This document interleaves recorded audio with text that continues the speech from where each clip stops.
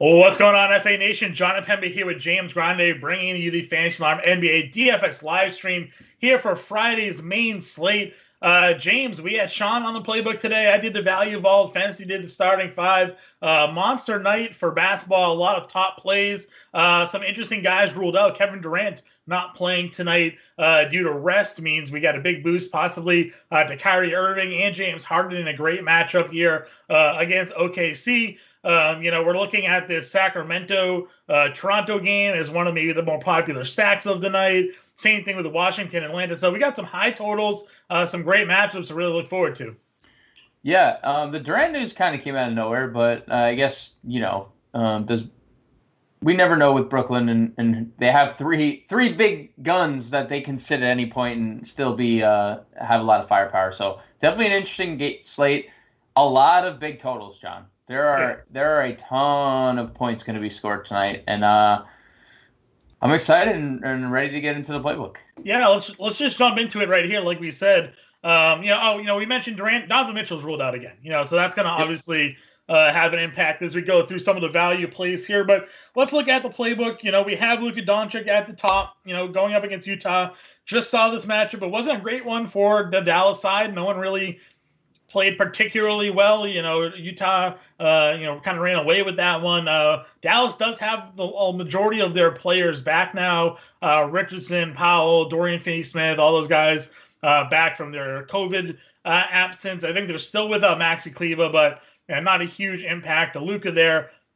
I don't really like paying up for him tonight. I know it's odd to say like you're not in on a guy like Luka Doncic, but I feel like there are other guys cheaper in really great spots that, I'm not going to say they have Luka upside because when he's giving you triple doubles, it's like 80 fantasy points as we just recently saw. But if I'm paying 11-5 on FanDuel or 10-6 on DraftKings, I think like there's potentially other guys that can get within that ballpark, save you some cash and spend up elsewhere. So, for me, I'm not really in on him, but I got guys like Trae Young just below him. Kyrie Irving, I think, is in a fantastic spot now, especially on DraftKings. $8,700 for Kyrie Irving tonight with no Kevin Durant going up against OKC. I mean, for me, those are the top two guys I think I'm looking if I'm not playing Luka. Yeah, so I definitely think you can get different and play Luka because, like you mentioned, there's 80-point upside anytime he steps on the floor. And he looked really good offensively the other night. It's just the guys around him weren't making shots. So if those shots fall, Luka probably ends up with a double-double, and maybe this game stays more competitive.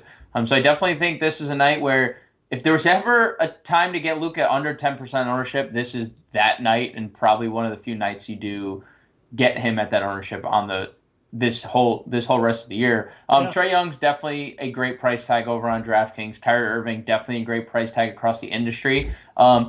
Averaging 1.58 fantasy points per minute, 36% usage without Kevin Durant on the floor this year. Monster numbers and in a really good spot against OKC. Someone who's not mentioned here, I kind of like Russell Westbrook, who wasn't listed on the injury report for today's game. That leads me to believe there's going to be no restrictions, no limitations. We haven't really seen Westbrook this cheap ever, at least during his time here in Washington. He's $9K on DraftKings, I think, right? Yeah, I mean, it is. Where is Russell Westbrook here? Westbrook.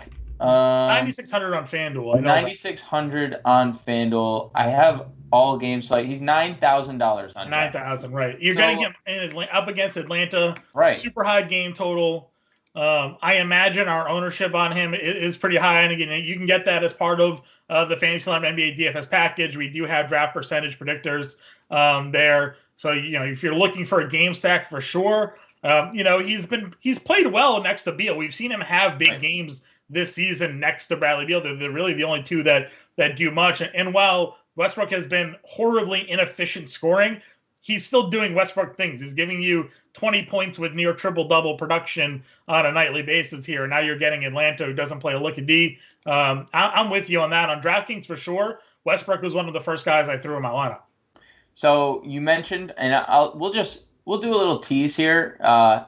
Your prediction of Westbrook being highly owned is not correct. It is actually the complete opposite. I won't give up the number, but I think I would be curious, I guess, then. Well, I suspect, first off, I suspect everyone to play Kyrie at 87, and whoever's not playing Kyrie is just going to pivot to Trae Young for $400 more. So I think, like, that's fair.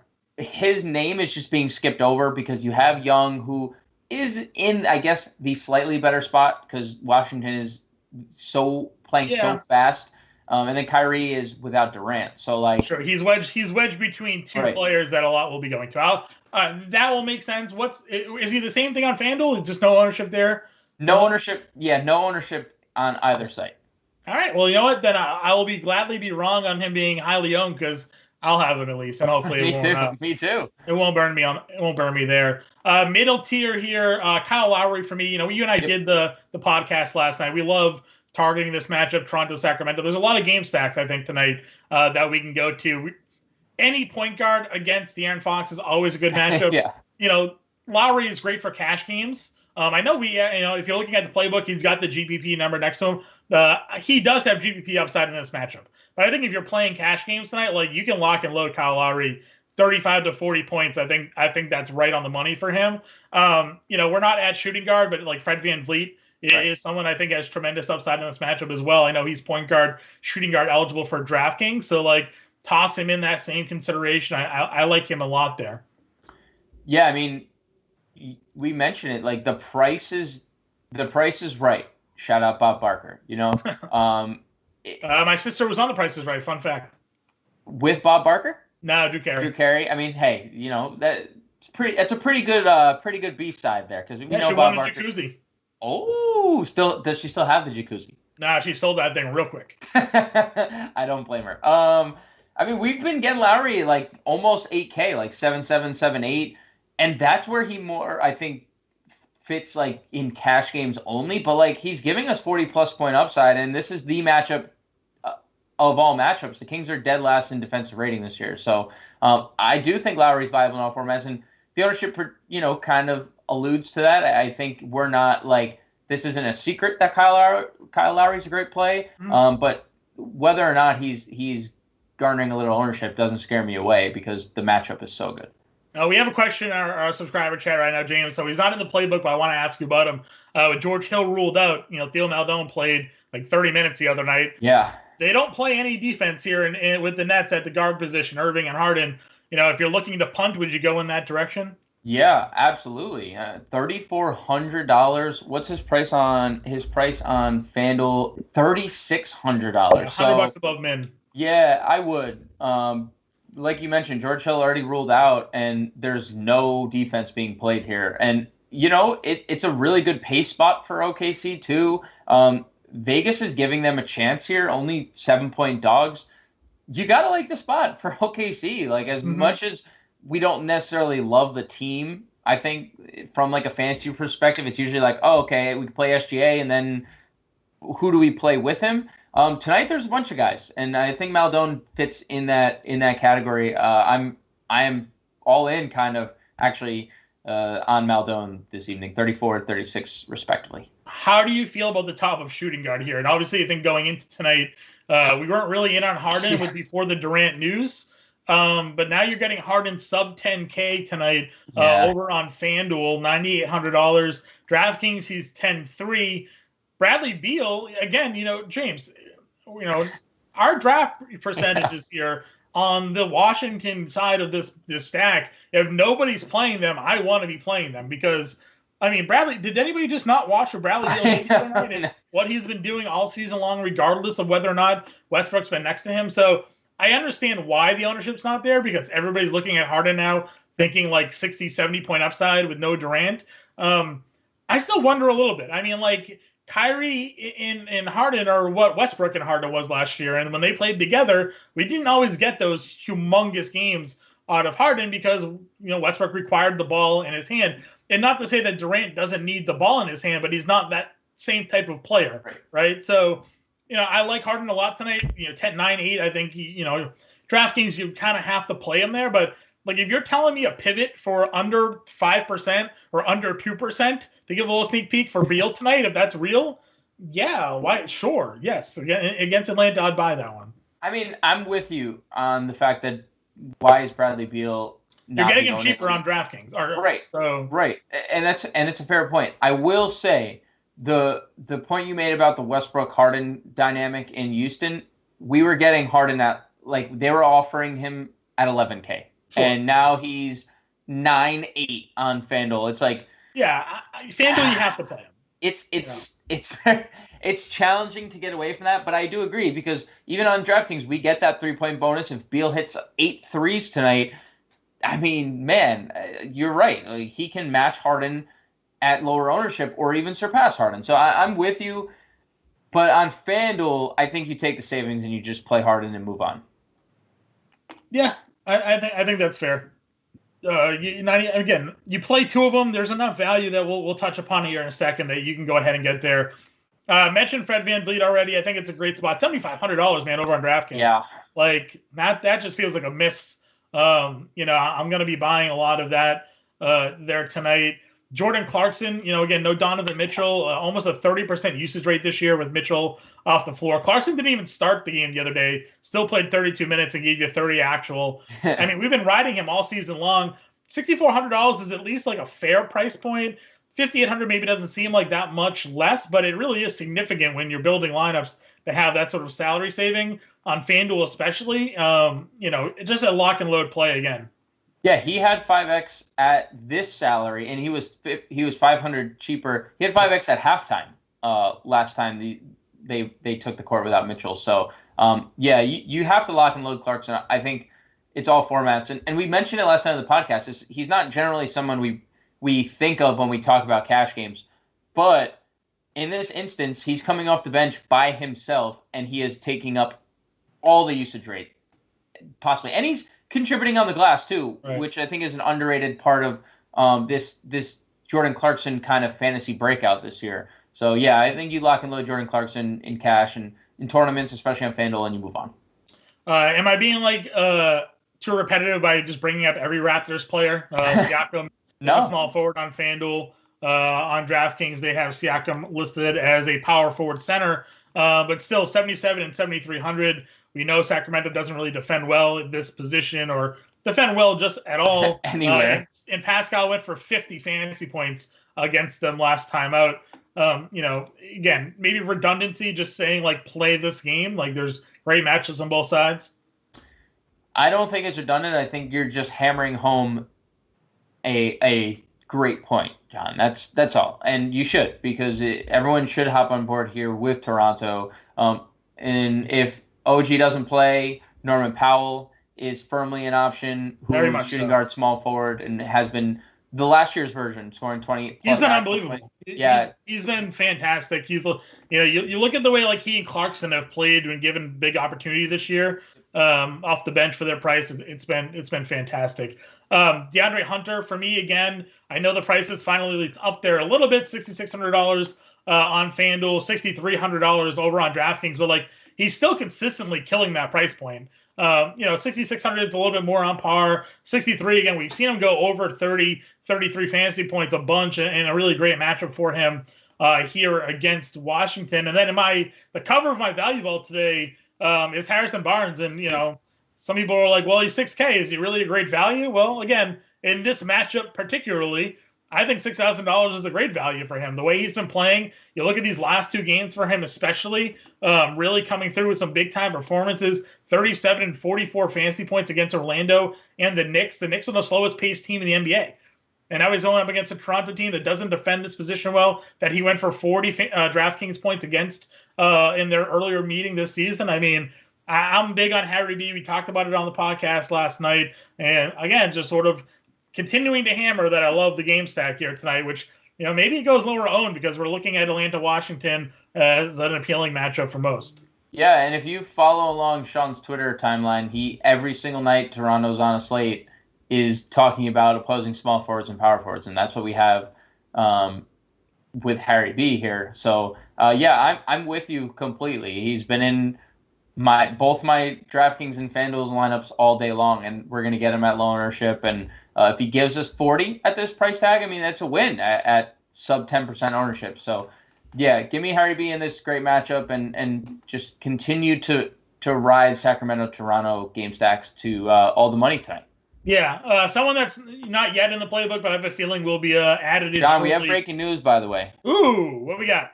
OG Anunoby ruled out for this evening. So, right, I'm on par with what we're talking, right? We just continue to hammer home Sacramento, Toronto. Hammer home Sacramento, Toronto. Norman Powell, lock and load again tonight. John, I got a Lonzo Ball won't have a minutes limit if he's played. We don't know if Lonzo's in, but he won't be limited.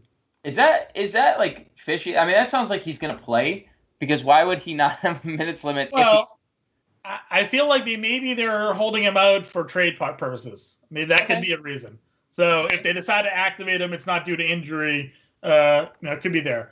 So Norman Powell likely going to be updated into the playbook. You can probably count on that. But Joe Ingles also not in the playbook yet. I think that's someone that's going to be put in here and added as well. Ingles was in the starting lineup the other day, played 32 minutes, gave you 30 fantasy points, 21 actual. I think this is another great spot to go back to him if you're looking for value. Yeah, and he's going to start. And the minutes have been trending upwards since he came back from that Achilles injury, so to speak, the soreness, I guess it was. Do we expect him to hit 7 threes? No. Do we expect him to make shots? Yeah, and he's a really good playmaker too. So, good shooter, good playmaker, going to play 30 minutes in a competitive game. I don't see why we wouldn't go there against a bad, honestly, right now, a flawed defensive unit for Dallas, who I think will be better with like Richardson being implemented, and Porzingis is pretty good down low, and they're getting all their guys back. But right now, they don't look great defensively. Utah's clicking on all cylinders. Ingles is one of probably the more popular values of the day. But it's warranted, right? I don't know why he's still 4,700 on DraftKings. I don't. But hey, hammer it at home at that price. Yeah, I'm with you on that one. Over at power forward right now, I mean, we have Giannis obviously at the top. I've been a big fan of his. We got this matchup against the Pelicans. I think this is a spot that he can do damage in. It's all about really whether or not they can stay competitive here. And I think this is a spot where at the price point we should be looking into. It's my dilemma with Jan, and I think it's the Luke argument too, right? Like, we're gonna get these guys at ownerships that we don't normally get them at, so they can break a slate for you. But how do you, like, on FanDuel not play Domantas Sabonis? I'm with you. I mean, listen, it was surprising given the matchup the other day after the injury that he came back and he triple doubles, right? So like, who would have thought? In this matchup that he would be that okay, right? We thought maybe he was going to be missing time. And then for him to step right back out, triple-double against Charlotte, to me, is just a testament to how great of a player that he has been. Yeah, it's just like that, and that's the problem with not playing Giannis or playing Giannis over Sabonis. We get a significant discount, 2,300 on FanDuel, almost 1,600 on DraftKings. I'd rather play Sabonis than Giannis, but again, Giannis has 70-point upside, and you're going to get him at low ownership, unlike most slates. So I think both are elite. I lean Sabonis. He's going to be more chalky, so pick your poison there. Mid-tier here, John Collins against Washington. Again, should be a great spot for him. He's been playing really well also lately, which has been nice to see. He got off to a slow start earlier in the year, but we're getting 40-plus fantasy points out of him lately. I was liking Aaron Gordon, but not really so much now against the Clippers with Kawhi and George. Yep. But I look at the ownership that we're seeing on him over on FanDuel tonight. I'm thinking maybe we get an update on that. I'm not feeling him being that chalky. Well, he was playing so well, and then everything came crashing out against Sacramento. But he's so cheap. And if you look at the rest of the power forward position, John, like, what value power forward on FanDuel can you definitively say, like, I love that guy and at his price tag? Because I don't know. Like, Taurean Prince, I think 5,400 is pretty good value. He coming off 30 minutes, 16, 7, and 5. Like, I would go to Taurean Prince against the Knicks. But the Knicks have been pretty stout defensively against power forwards. Like, Royce O'Neal no Mitchell. Maybe there's a few shot attempts more. He's 4,500. Such a low usage player, though. Right, and Kem Birch is another low usage player. So, like, who below – I mean, LaMarcus Aldridge is really cheap. Who below Aaron Gordon, really stands out? Like, on DraftKings, it's easier, right? Because there's so many multi-eligible players.